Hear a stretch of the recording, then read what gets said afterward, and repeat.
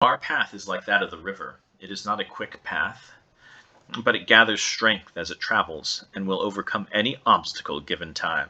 Rajjantu Ojha, on his deathbed, and whose passing triggered the succession crisis that split Visurut. Once one of the greatest nations Efokar has ever seen, 4 centuries ago, a succession crisis split Visurut into 3 warring factions. The intervening years found more warfare and conflict, and has further splintered this country, leaving the multitude of states there are today. There are several centers of learning here that, while diminished, have survived.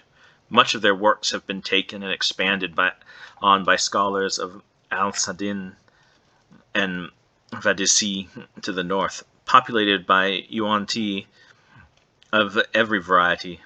Visurut is an ancient land that has fallen on hard times. The resources of the area make the local lords rich, but have often failed to make their way to the lower classes.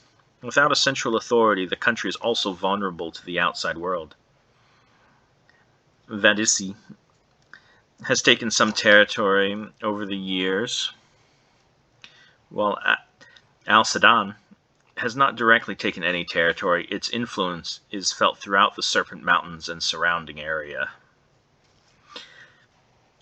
Haim has some trading posts on the west coast that it took over after Voria was itself taken by the Justos, and as they move their priorities to the southern continents.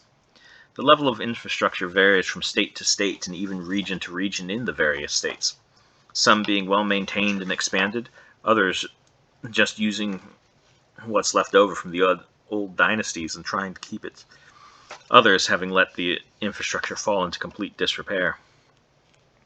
Much of the area is very dependent on seasonal monsoons, but is also one of the very prosperous areas in the right conditions. There are also communities of Featherin in the Serpent Mountain ranges in the north.